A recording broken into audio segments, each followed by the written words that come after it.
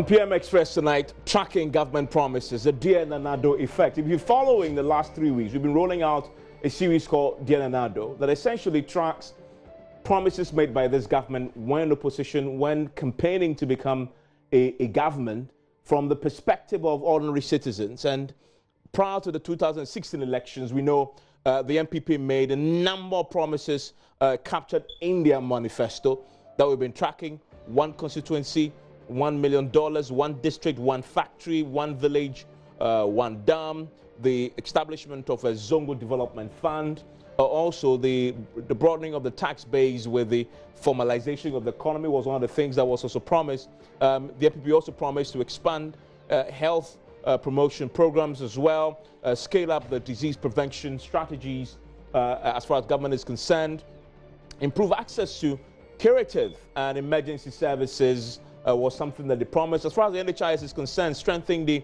National Health Insurance Scheme, pay up the often many months of arrears that we know that the scheme was struggling with. In 2016, manifesto also places emphasis on job creation. In fact, the manifesto was anchored on that. The theme was on job creation for the many unemployed people across the country. And the vehicle to deliver this, we were told, one of the key vehicles was a one district, one factory policy.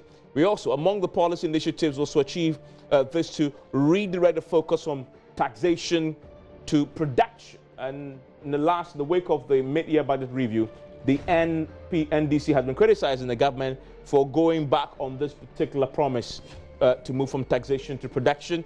Employment and Labor Relations Minister Ignatius Bafo says in the 2 years, and this is dealing with jobs. And I'll come to talk to you about the latest Dear Nana Addo series we just rolled out today, talking about the jobs issue. He had said that in the last 2.5 years, they've created 1.5 million jobs have been created through government Plentiful Food and Jobs program. This was questioned quite severely, created a whole controversy, but government is sticking to the number. Ensure transparency by establishing a transaction price database. And this is about corruption. This is what they promised to do there. A key thing. Also bring an end to the prevailing regime of impunity, where people found to have stolen or fraudulently benefited from public funds are merely asked to pay back the funds, and or captured under the sheltered at the office of the president. This was a main criticism that the former the NPP then in the opposition had leveled against the John Mahama administration when they were in power. Now, if you've been following the Dear Nana Addo series, we've been tracking these promises from the perspective of the ordinary citizen. A few of them we've done. We've tracked, the promise on potable water. We've tracked addressing the housing deficit. Just today, we've been talking about creation of jobs. But we say Dear Nana Addo effect. What happens after a government had won power? What tends to happen, some have said, is that civil society, the media, we all seem to go to bed until the 4 years is over in election year before we begin to ask questions about have they achieved what they promised. And that is why we're beginning this series of trying to hold government to account to some of the promises they've made when they were in opposition. So we ask, how do we integrate an effective tracking of government promises into the governance process to promote accountability? We want to join us for that as we begin to interrogate the issues and look closely on some of the promises that the government had made, particularly in the areas of jobs, but most importantly, corruption. Stay with us.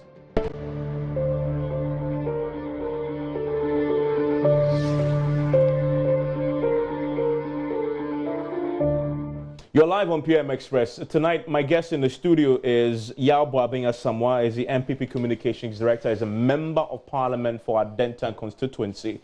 Also with me is Dr. Kojo Pumpuni Asante, is the Director of Advocacy, Policy Engagement, CDD Ghana. CDD has a very important event coming up tomorrow.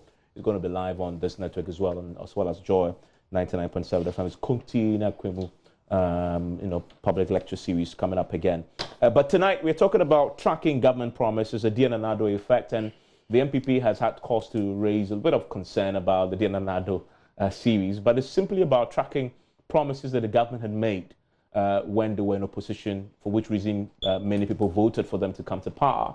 With less than a year to go, well, it's slightly over a year to go before the next elections, we thought it's good to, get the people's take on how they've performed on these various promises. I want to play you a short clip of some of the key things you've told us in the last few weeks, 3 weeks to be very specific, since we started rolling out the series, about your own assessment of the government and these promises that it made to you. Watch.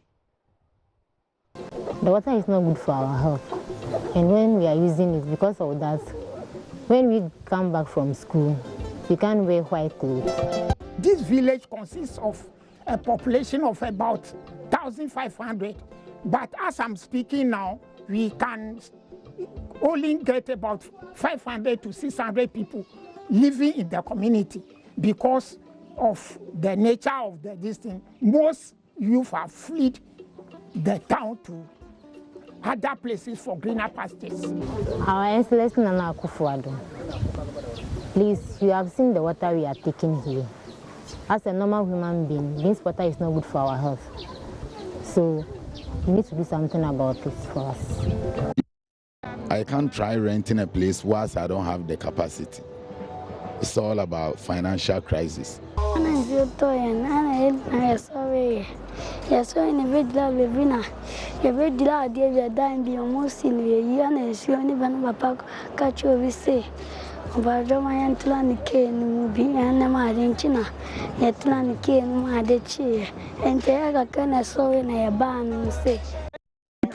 Because of Adumaya and Jebinum San Numni, and Neman Fata. The youth need jobs. They are indulging a lot of social vices. They are becoming armed robbers, weed smokers, and alcoholics. If they had jobs, they wouldn't engage in these. Look at the issues of kidnapping. If the person is not working and is hungry, you have the thought to do evil.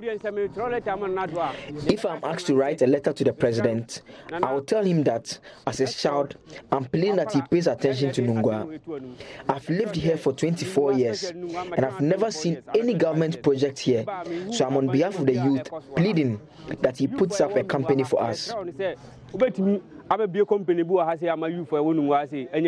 really vote for him. I really vote for Nana Addo. Yeah, I vote for him. Yeah, I do remember he promised that he will bring one factory and one district. That's what's killing me now, because as I'm talking to you right now, I don't have work. I'm not working.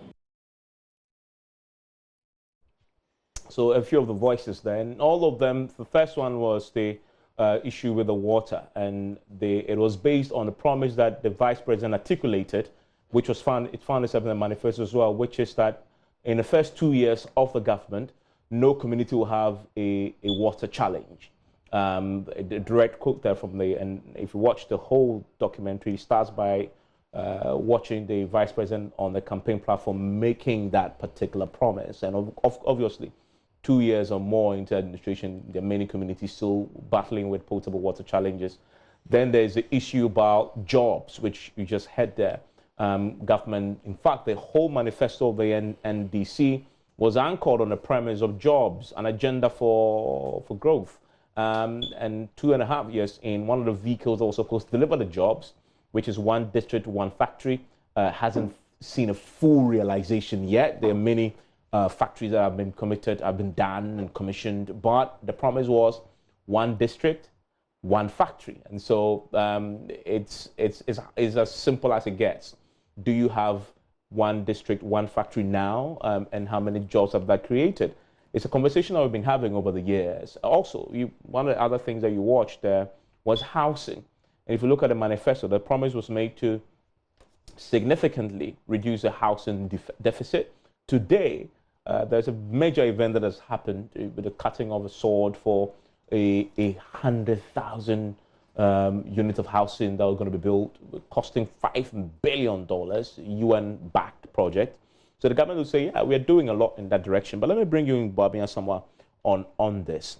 When you're in government, I'm always curious, when you're in government and after campaigning so vigorously, you make all these bold promises in opposition, you come into government and you hear people on television assess you the way they have, sometimes very harshly.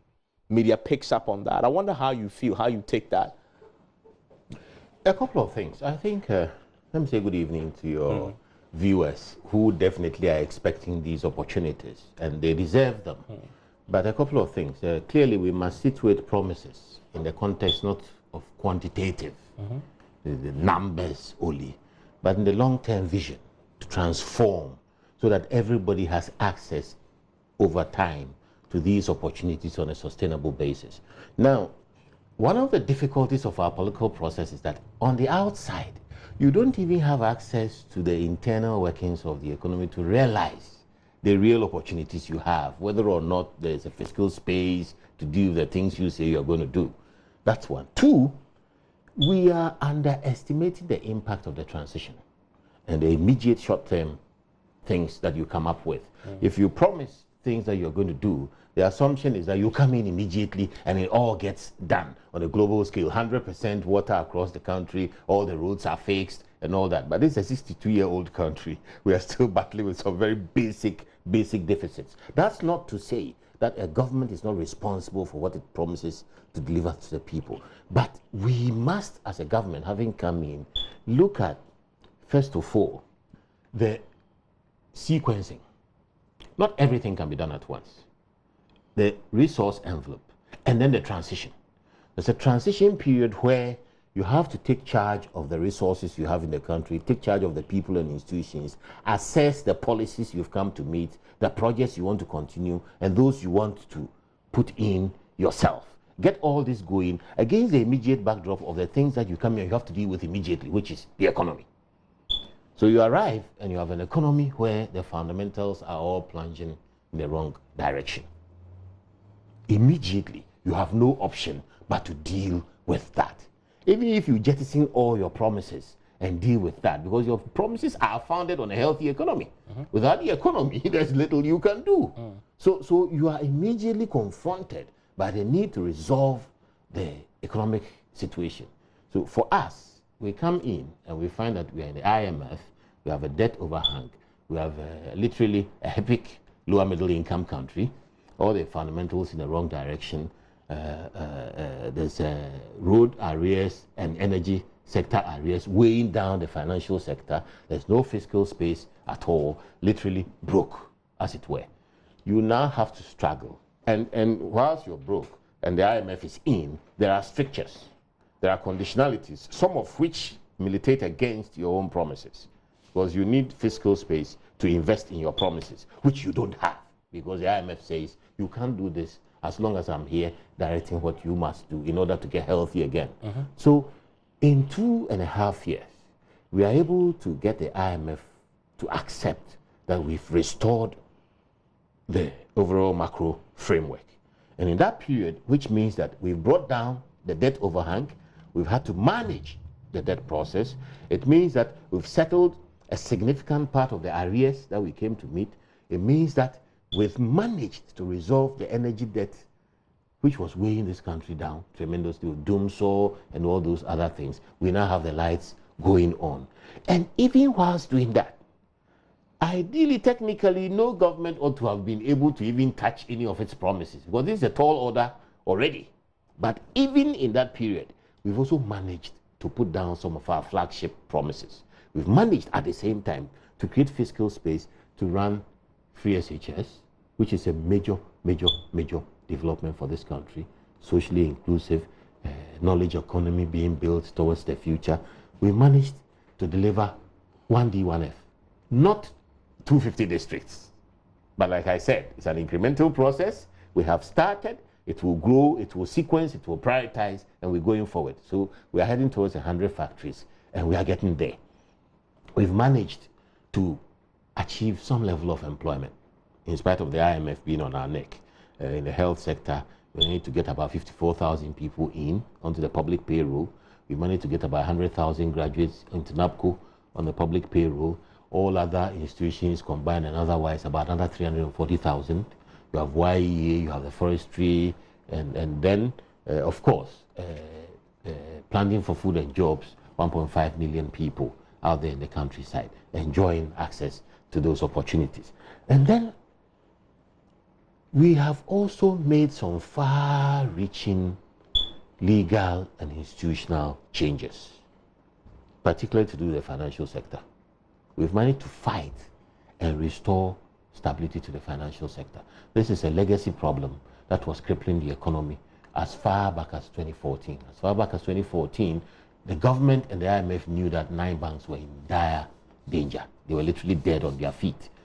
We came in, confronted that, and as we sit here today, notwithstanding the short-term difficulties, we've saved millions of depositors' funds. We've consolidated some of the banks. We've essentially restored the financial sector back to health. And in doing so, we've also managed to restore some stability to public expenditure management. Delivered, like I said, the legal environment. We've delivered regulations on public financial management. Now you have to operate within the rules, including the finance minister. You have to operate within the rules. Otherwise, you are off. We've managed to deliver the several years old companies code, which was stuck in Parliament. It's finally been done. We've managed to deliver the Insolvency Act as well. A few other things have been tweaked in the financial area. We have the Financial Stability Council now. We have passed legislation to limit the deficit in any financial year to 5%. That is major. We, the government, have restricted ourselves from borrowing. And you can imagine the temptation. We are going into election year. Everybody is screaming for rules. Dear Nana Addo is asking for water here and there. We should be running around pumping money into the system to get all these deals. We are saying no. For the long-term stability of the financial system, in order to ensure that the fundamentals point in the right direction all the time, as we're doing, have our trade balances in the right place, manage inflation well and all that, we are limiting ourselves to 5% of GDP for a deficit at any time. So could you, here's the thing. Governments or political parties in the opposition do promise what they want to promise, and they put in the manifestos.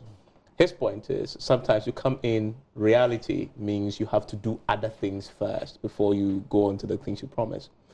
But the people are judging you based on the reasons they voted for you, and you promised them that you're going to. You didn't give them caveats. You promised them. To what extent in civil society, I know you guys monitor and track these things, and the promise that they make. MPs, for example, I listened to what's such a place when there was a research that talks about people expecting them to deliver roads and development because largely of some of the promises they've had them do. To what extent do you see that balance between reality and what parties promise when they're in opposition? Well, thank you, and good evening to your viewers. I think we have to avoid these kind of promises the next time. It's very, very, very important, I think, for our own sanity and for our... I like that, sanity, yeah? Yes, for our own sanity, and then really, in terms of measuring progress, continuity of government over time, we need to be able to zero in on more outcome-based promises. So if we establish the baseline that access to water is at this level, the government says when I come, I would increase access to water by a certain percentage. Right. We can systematically from year 1, year 2, say, okay, we've added 20 more, 30 more. If we're able to continue that, you can, over a period, be able to say, you have, like electrification, the same thing. You have covered a certain. If you leave it, and if you read the MPP manifesto, it is not just the MPP, you can check all the manifestos for many, many years. The concreteness of the promise, it makes it very, very difficult to measure. At the end, you can only talk about your contribution, but what has your contribution enabled in respect of the impact? So we need to really move beyond the way we frame our election promises. If you say 1D, 1F, 1 district, 1 constituency, the idea, and from the MPP as Honorable Boabin talks about, is transformation, making jobs, industrialization. But what are the targets? What exactly do you want to do? You want to build a certain types of factories, but that factory is supposed to provide a certain number of jobs to people across the country. If you don't have those targets in mind, it becomes very, very difficult for you to measure your contribution. So you will come and you would have tried your best to add 100 districts, but everybody will say, we are still unemployed. Or, you know, these numbers, we are fighting over employment. I would say, oh, 1,500, but everybody says they are unemployed. So how is that feasible? Because we don't even have a baseline for saying, you know, what kind of employment are we seeking to generate? Is it transitional ones? Is it sustainable ones? Is it employment in the services sector, industry? So we really, there's a lot of work, and I'm hoping, as I said, we should definitely avoid having this type of manifesto promises going into 2020. I would really encourage the parties to go beyond, and for civil society, it's our commitment that we have to make sure we focus on outcomes. So we can have some real clear measures. And so when government is making its investment, it is very clear as to the theory of change. I'm putting in A, B, C, D with this effect. And I can measure the effect this way.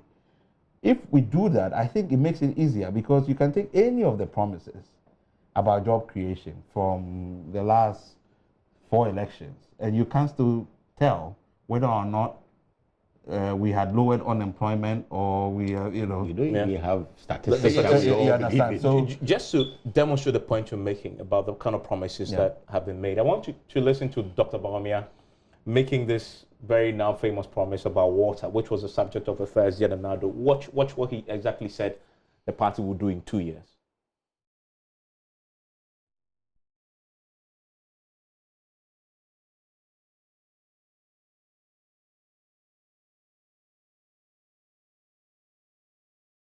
In the first 2 years of an MPP administration, under this Infrastructure for Poverty Eradication program, where every constituency will get $1 million every for rural and deprived communities. Under this program, there should be no village or community in Ghana after the first 2 years that would have a water problem or a toilet problem. There should IPEP is one of the government priority programs we monitor, and we monitored it from 2017. And one of the obvious, and people don't really appreciate what the IPEP, you know, strategically, what it could, you know, it could mean to the country in sort of building local capital projects. We have completely taken our capital expenditure, which was about $2.4 billion a year, dollars a year, and reallocated it with this 1 million one constituency to ensure that there is enough redistribution to touch on each community. So it's very, very important. If we execute it properly, we tracked it from the beginning, and even the document, the policy document that underpinned this doesn't exist. Oh, it's seriously? Of course, it's you get maybe a couple of slides of as a PowerPoint slides put together, which explains, okay, yes, we will do this. You know, two approaches. We will have government priorities, then we'll give it to the DAs. It has to be much more substantive than that about the logic. I'm shocked to hear that, because it's such a fundamental government promise. There is none of the government flagship projects, 6 of them at least I can recall, that have a policy document that says this is what the intervention is, this is how we seek to deliver it, these are the targets we hope to achieve. If you're going to reduce poverty, and we have the poverty baselines right now, what is the connection between improving dams, for instance, and poverty in that particular locality? If, for example, it's irrigation that you want to address, or toilet water system, so defecation rates, open defecation was one of the government priorities, and that even came in later. Once the government came in, they realized, okay, this might be an area that we can focus on. So they want to build water systems and so on. But what are the connections? And where do you want to do it? Because if your indicator is the open defecation rate, then you want to even focus on places where a lot more people don't have access, so it might not be everywhere, every community that you need to put, these water systems. But you can concentrate even in urban areas where people go and queue, or even on the beaches or whatever. So a lot of those kinds of thinking didn't happen, and it was happening, as people were going along. So I think there's a lot, as the parties are planning for primaries and campaigns, there has to also be a group of people who are really thinking about the targeting. Yeah. For me, that's important. Yeah, just a comment on what he just watched. Seriously, watching it now. No. Watching and listening to Dr. Bamian say this now. This conversation. You see what the problem is, right? No, this conversation is critical. Absolutely. The governance process has been preoccupied with transfer of power. Now, after 3 or 4 turnovers, we realize that that is not a problem anymore. Now you're looking at the quality of governance in between. Absolutely. And who governs? The party comes in, but it has a public sector that it governs with. So you are looking at the capacity of the public sector to transform the promises into workable solutions. In established democracies, in the British democracies, for example, Whitehall, the public servants pick the manifestos and reduce both conservative and Labour manifestos into public policy, like Doc is saying, before the election. As they start talking and otherwise, they pick both as a standard. So that by the time any of the parties gets into office, the politicians who are in office offer leadership, but their promises have already been distilled and transformed into the solutions that need to be implemented, the resource allocations, the potential otherwise. That is what feeds then into the Chancellor's budgets as he goes forward, because they know where the resources are. See, but we have a situation where everything is focused on the politicians. The public sector is virtually quiescent, but based on our history. But that is your fault, is it not? No, the politicians' fault. Because I watched Dr. Bamian say what he just said when he played, and I'm like, even by listening to him, this is an impossible promise to achieve. I'm agreeing with you that if you are out there, it's not impossible if, like he's saying, IPEP is a fundamental game changer. Particularly if you link it to the incoming election of DCs, where you establish a certain emotive bond at local level and concretize development initiatives, and the parties are in a position to then bring in technicians who will help to really work at solutions which are district specific with the money that they will receive. But is there a backing infrastructure to the political processes? This is the... But I guess the question is, even if there is, are the promises relevant enough? Is it research driven enough? So for example, before you make this promise, what was the research that was done into the feasibility of actually implementing it before? Because if you gave a very bold promise, which is not backed by reality on the ground, no matter how good the system is in place, you will not be able to achieve it. For example, so that every community will not have water problem in 2 years. It's just impossible. That is why I'm saying this conversation is important. Doc started by saying something about us having standard indices. If you go into an American democracy, national defense is standard. Every party comes in and they add on to defense. You can't afford to mess about with defense. And that national security, the rubric of national security, you're also looking at energy policy. So every American government is preoccupied with policing the world where their oil reserves come from. Because it is energy that drives their economy and ensures and sustains consumption.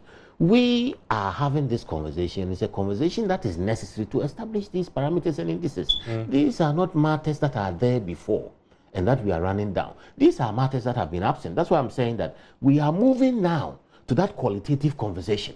And it is a conversation that will impact both parties, both major parties. We also have others, like Occupy Ghana, civil society. Now recently we've seen others come up on social media, mobilizing on social media, trying to pressurize, and what we are doing as well, trying to pressurize for local area stuff and all that.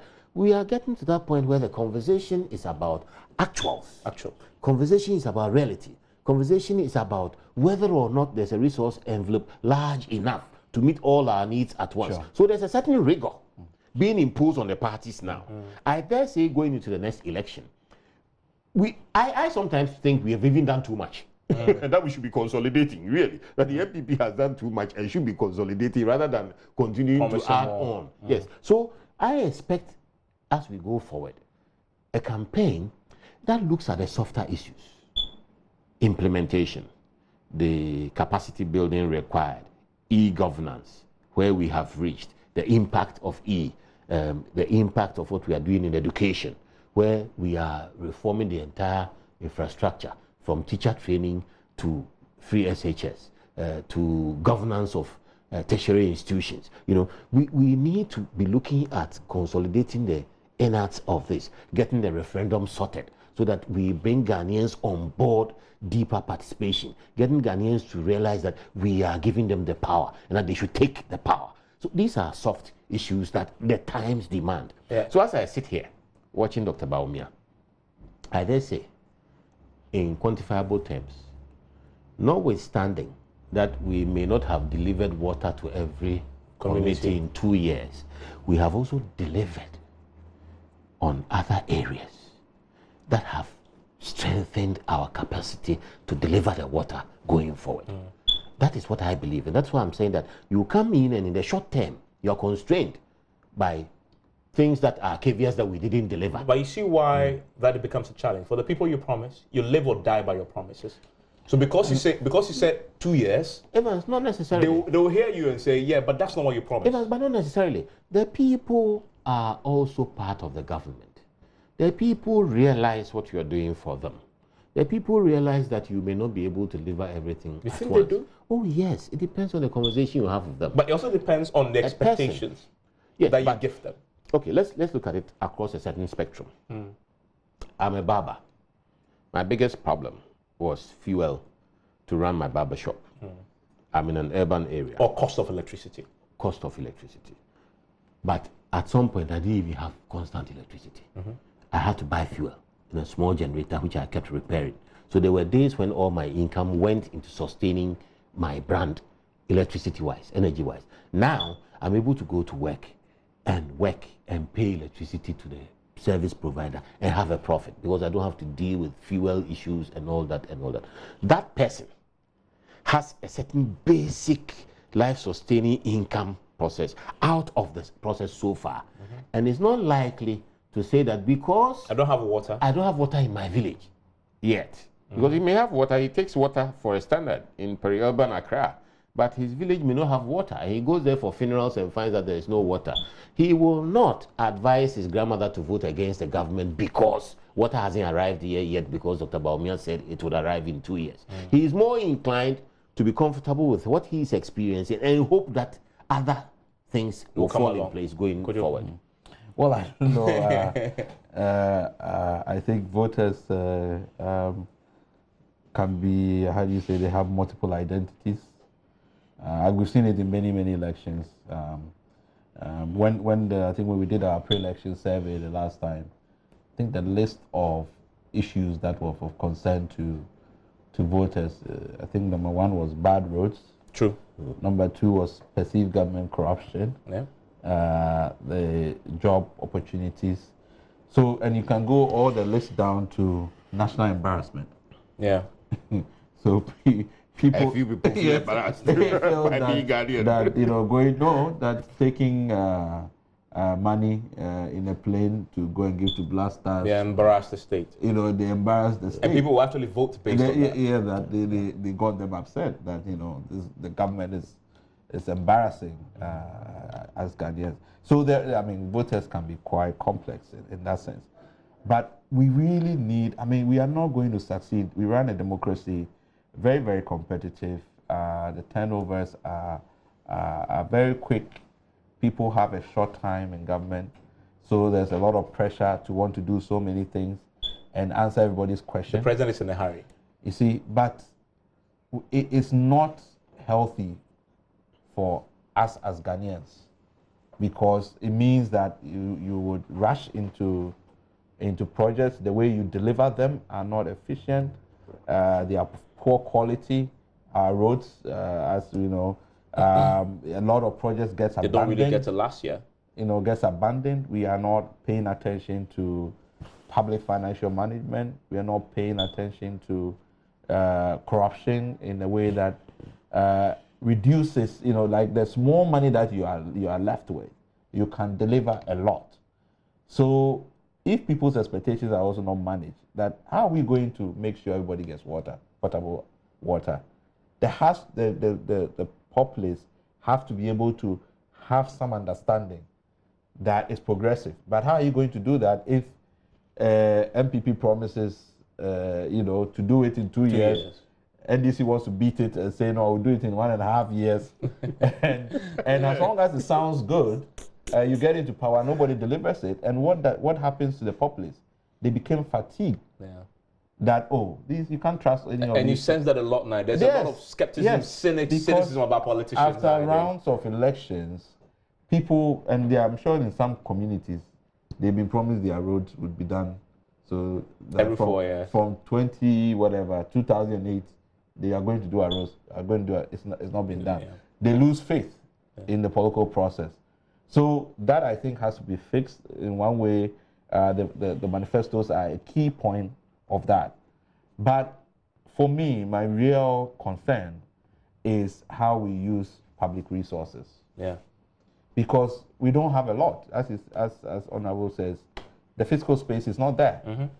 In spite of all of the growth we've had in the oil and gas sector that has propelled the economy, there's still no fiscal space to do these things. We have to keep borrowing in order for us to be able to deliver our projects. Mm-hmm. Now, at what cost? Because you have to then service these debts and so on. So you keep putting yourself in a cycle of debt. So those because you have to meet your own promises to the people. Even when they're unrealistic, you find a way to implement them. Of course, because then it's a manifesto war. Your opponent will come and make a list and say you do this and you haven't done it. So vote against them. So that is going to be key. I think even in the context of this, you can still assess and say, okay, really, what have you delivered? Mm-hmm. You know, in spite of the challenges, what have you delivered? And that assessment, I think, will be done. Yeah. But I think going forward, we cannot be doing these type of manifestos. But here's a question. They have to win elections. Sure. So if we can't do these type of manifestos, they tell you these type of manifestos are the manifestos that won them elections over the years. Sure. So what's the incentive to change? Well, we are the ones that have to make that incentive. I mean the people, the electorate. Exactly. Okay. Because if we want better, then we are the same ones who will come and say that we are fatigued because they haven't delivered. I think then we have to make sure that they are specific, that they have actually thought about how they are going to pay for the stuff that they are saying, so that it's not, people are not giving expectations that are completely, you know, out of. Yeah. And then when they are disappointed, they can't say, oh no, you didn't deliver. It doesn't help the country grow. For me, I think it's been one, and you can see that the manifesto promises are getting longer. Yeah, longer. Longer and longer. And we haven't talked about, if you look at the MPP's manifesto and you compare the promises that emerged, there are some promises that were just made on a platform. True. There are some, you know, they were just added on the platform. Because you go and you sense that, oh, well, this is what the people want. It's not in the written one, but tell them that. Yes, let's get the votes. So we would have to do that because, and I think 2020 is the start. It's key. Yeah. That we need to start doing that and make sure that. Knowing what you know, you think that the politicians get it now? You think they get it? Well, I mean, I think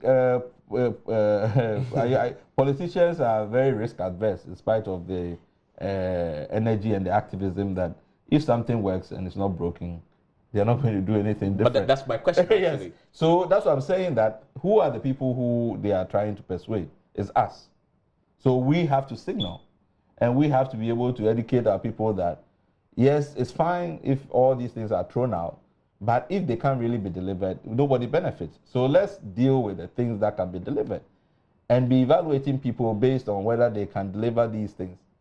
Of course, people don't know what is in the budget. You know, they don't understand the context and the constraints of the budget. And those of us who have a certain sense, we should be able to, you know, persuade our fellow citizens that it's important that we pin manifestos to these kinds of specifics, then it's easier to track. Do politicians get it now? We more than get it. You sure? Yes, because you see, longevity and stability of the system is what brings qualitative change. 3, 4, 5 elections ago, we didn't have presidential debates. Mm-hmm. Now we have presidential debates. True. So going into this election, assuming there's presidential debate, the questions Doctor is raising, the questions you are raising about what you did will come up. Absolutely. And those things will begin to inform the way forward.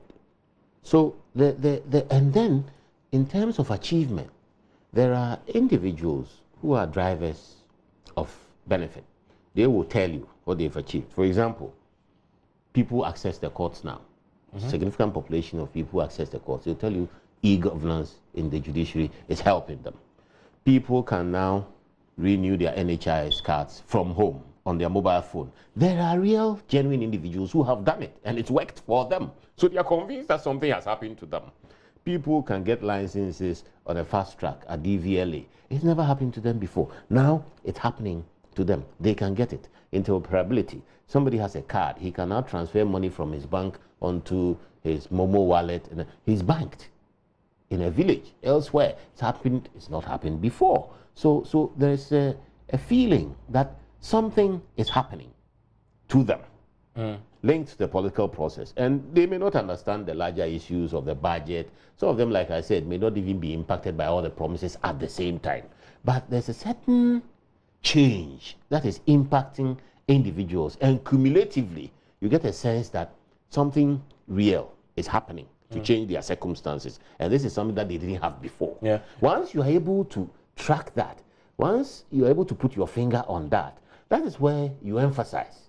And that is where you are able to say that, give me the opportunity and I'll deepen this process. Because you're a member of parliament as well, I'm just curious to know, knowing what you know and how our democracy has evolved, personally, in 2020, would you be adopt a different approach to the way you campaign and the kind of promises you make your people? Yeah, but you see, it's very interesting. I, as an individual, probably because of my governance background, never promised the things people say that we promise at local level. They promise infrastructure. But it's a fixation. So even that is another conversation we must have. Yeah. The value basis for Parliament. It's so critical. Otherwise, we wouldn't have issues with drop the chamber and otherwise. CBD has done some great work on this. You see, because if the people felt that their representatives were giving them what they actually think they ought to be getting from them, having a new chamber would be immaterial because you're already getting a benefit. Absolutely, yes. Yes, but here you are in a constituency where they think that you're supposed to deliver roads, which you're not in a position to do. You're supposed to deliver jobs, which you're not in a position to do by yourself. It depends on the larger economy. True. And then you are supposed to support the socially vulnerable with resources that you don't have. Et cetera, yes. So you are a working ATM. Now that is the assumption at local level. Then you come to the actual legal level, and your job is to scrutinize legislation and oversee the executive, which your people at local level don't see at all as being relevant to them. And then you as an MP, you are trying to do what you actually try to do, which is look for resources to satisfy the people and try and show up in Parliament. It simply is not in sync. It doesn't work. Yeah. So something fundamental needs to change. And I know CDD is doing a lot of work to try and see that, to try and strike the balance between what the constituency expect. Yes, and what I'm driving at is that conversation should be on the table. And that conversation is a dividend of the stability that we have. Okay. A dividend that going forward, we are now moving beyond the mere turnover to the point where we can actually focus in and assess what is being done. So the government that comes up and says, I am bold enough to test the system, let us reform Parliament. As people think, as actually happens, as is expected to happen. Let us expand the space for participation, as the president is boldly trying to do with the district level elections.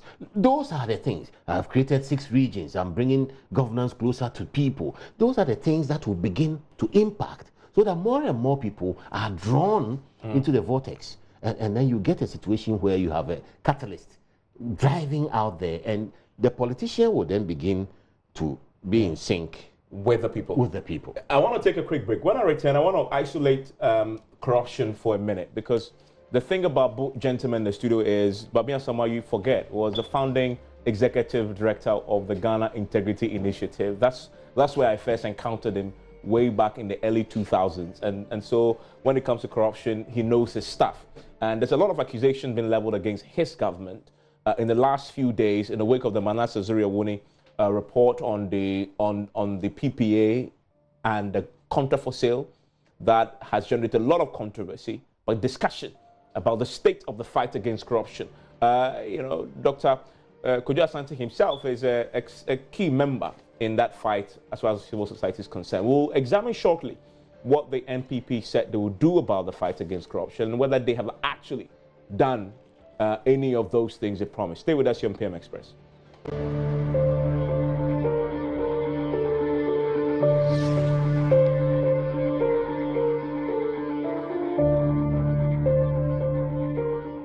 It's so live on PM Express. An interesting conversation. More we have to have a conversation to have more of as we approach elections. It's part of the process of getting the citizens to be alert when they hear the politician next time making all the promises. Let's focus for a minute on one of the areas that I know you've been talking about already in the last few weeks: corruption.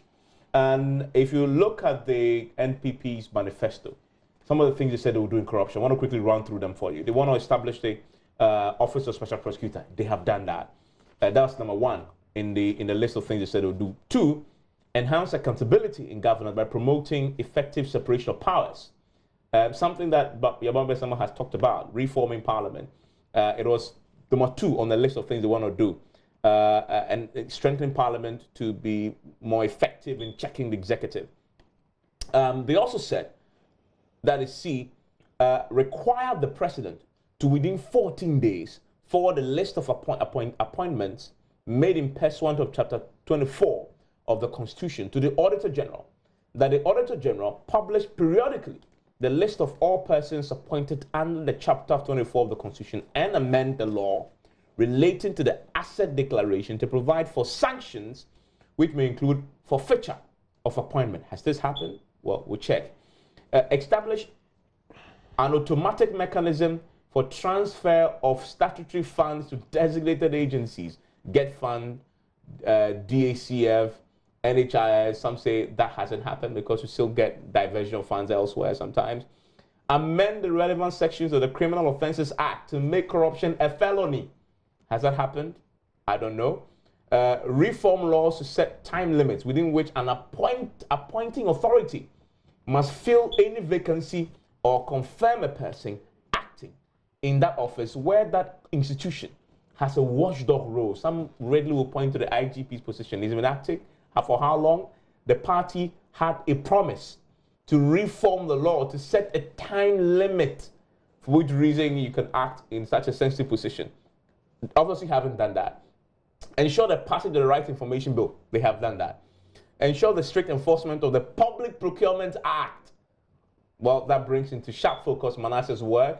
Some say restrictive tendering, 14 contracts, one company. The boards of the Public Procurement Authority had an interest in. They won several of these contracts when it got to the PPA. Raises question about that. Ensure transparency by establishing a transaction price database, etc., etc. This is your forte. Let me come to you. All these, happy with what they've done so far with these promises? Well, it comes back to my point about outcome-based measures. So when the MPP was coming into office, there was a certain state of corruption. Corruption was pervasive, and it was normalizing. People get used to it. Everybody's doing it, so it's actually odd when you are not participating in corruption. That was the state. You look at the CPI and other perceptions, Afrobarometer, you know. So for me, all of the things that has been promised where it's expected to deal with a certain overall goal of reducing the incidence of corruption, even addressing the perception of corruption, promoting integrity, So whether you are trying to deal with the procurement process, whether you are creating a platform for people to report anonymously. One of the things they said that they're going to set up a website. A website, which I think is a great idea. Has it been set up? No. It's not been set up. Making corruption a felony, because at the moment, most of the corruption cases have rather used the causing financial loss because that has a higher sentence. So that hasn't happened to the felony? No, not yet. We haven't dealt with that. So you have the OSP, which was also trying to deal with a specifically problematic issue of investigating and prosecuting politically exposed persons. So all of these interventions are fantastic because if they work together, then it should produce that particular outcome. Now, I'm sitting here almost third year into the government. How am I supposed to measure whether or not I've moved from step 1 to step 2, right? When I look at cases, and because for me that's my measure, how cases are dealt with, which shows a problem that we haven't. So even though the government, for example, thought, okay, sole sourcing was a problem, if we are doing less sole sourcing and doing more restricted and competitive, then we'll be addressing, and then we get these figures that are put out. But if the restricted tendering process is being abused, the way it's abused, you haven't solved the problem, right? So that when you look at the challenge, so you see the RTI, and once implementation starts, it would strengthen. If the special prosecutor is able to get going, it would, but we need to be able to be in a place where we can feel that the system is tightening. I don't feel it. Okay. I don't feel it. And the evidence is clear that, for me, one of the areas that have to be dealt with is procurement. If you look at all of the cases that has come, it is how well we are enforcing the procurement process. And that, I think, is a big issue. The focus on less sole sourcing hasn't necessarily addressed the problem. Even having a minister for procurement has not solved the problem. So we need to go back. I think the law has been amended twice already. The Public Procurement Act has been, I think, and even in the new companies code, there's actually an amendment that would affect now, particularly the ultra-virus rule around. So a company can set these objectives that I do construction, but I can go and take an IT job. You don't have to have objectives anymore. You don't have to have objectives anymore, right? And can you imagine how that can be played in the procurement space? Because if people then turn their eyes off on competencies and capacities and so on, then it can be another free-for-all. So there are real issues around the procurement value chain, and I think government has to pay attention to it if we're going to be able to make any. He's not feeling it. And there's a man in that space. I think we have a solid beginning. Okay. The institutional framework, the OSP, is so fundamental to our progress as an institution if it's established well. He hasn't done anything. Yes, but we have put it and he's complaining that the government is not helping. I don't want to start. You get a letter. We are very good friends. We are very good friends. We are very good friends. But in principle, that kind of institution is what builds Singapore's ethical environment. It's fundamental if we can get that institution up and running, because it has such power, such power. RTI, fundamental to have been passed over these years. So you have the building blocks for an legal institutional environment. What you need then is political will. When you go to the procurement thing, what has happened with the president suspending gentleman and enabling these institutions to investigate him, I think is a demonstration of political will. And this says it's not enough. Well, the NDC has to say something. The NDC has to say something. But I think the board must go. The important thing is that you made that call in the statement. The board must go. You agree? The board must go. You agree? Too quickly. Let us see the investigation. You see, we have to get to the due process stage of dealing with corruption. But due process can go on whilst people are suspended. Yeah, but so if you are not, then you reinstate.